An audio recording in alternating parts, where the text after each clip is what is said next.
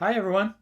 Welcome to ET 501 Introduction to Christian Ethics for the Winter Quarter in 2022. I guess it's December the 30th today. There's no need to do anything, even watch this video today until January 3rd, but I thought I would send something out to say hi and use it as an introduction. Like you all are writing your introductions just to get to know one another. So, my name is Ron Sanders. I'll be your professor this quarter. And please feel free to call me Ron.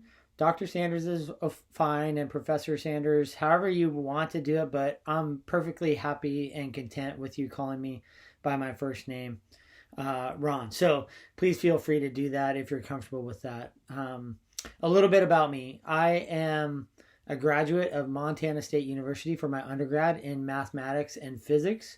I did my master's degree in philosophy of religion and ethics at Talbot School of Theology, which is the graduate school for Biola University. And then I also did my PhD at Fuller Theological Seminary from 2008 until, 2006 until 2012. I've been teaching for Fuller in their Christian ethics department since 2008, about 2 years into my PhD program. I teach 4 different classes for Fuller, some a little more frequently. This one, Introduction to Christian Ethics, I think I teach the most frequently because most people need that. I also teach the Introduction to Biblical and Practical Peacemaking. Then I teach a class on faith and politics, which is my field of research, the intersection of religion and public policy, especially Christianity and the American democratic tradition. And then the final one, sometimes on occasion, I'll teach the race, unity, and diversity course. And so, but that's only in substitution for the regular professor. I think it's Aaron Defoe Hunter who teaches that normally. So I teach several courses across the ethics spectrum. I love teaching for Fuller. It's a part of my job. I have a very unique job. I'm also on staff with Cru, which used to be Campus Crusade for Christ. And for the past 22 years, I've been at Stanford University in some capacity. Currently, I hope to serve as, we don't have chaplains at Stanford, but if you did my job at Alabama or Auburn or any school that you graduated from, they would most likely call it the chaplain of the football team. So I'm one of the spiritual advisors for the football team, and I help organize their chapel program. One of my claims to fame is that my first year in this role, I gave the chapel for the Rose Bowl when Stanford beat Iowa. And Christian McCaffrey set a record, for those of you who like football, set a record for the most total yards in a Rose Bowl game. So that's a part of my work with Cru. Another part of my work with Cru is I teach their Christian worldview and ethics course for the Institute of Biblical Studies in their training of all their staff. Then I also help to facilitate the International Justice Mission and Cru partnerships. So, and then Cru graciously gives me time to do research and writing on my own. So I've written one book. It's called After the Election, Prophetic Politics in a Post-Secular Age. And that was my dissertation turned into a book. And I'm currently writing another book with a friend titled Muir Christianity, M-U-I-R, after John Muir. And it's a book on Christian ecological ethics and some of the serendipitous events in John Muir's life and his family history that evangelicals, if we can use that term these days, especially young-ish evangelicals, are turning to John Muir and the John Muir Trail for some kinds of spiritual pilgrimages. And so we're doing some research. A friend and I are doing some research about that and writing a book on that, which I hope to have finished by June. Yeah, so let's see. Anything interesting and whimsical about me?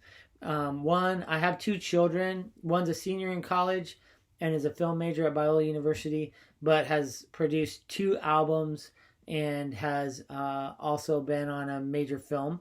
And then the second one is a freshman at Chapman University, and she's a graphic design major and just, well, I don't know if she's retired yet, but was a gymnast all throughout high school.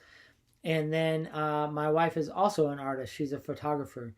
And so I live in an artistic family, and I'm the only one who's not an artist. I'm the left brain person in our family.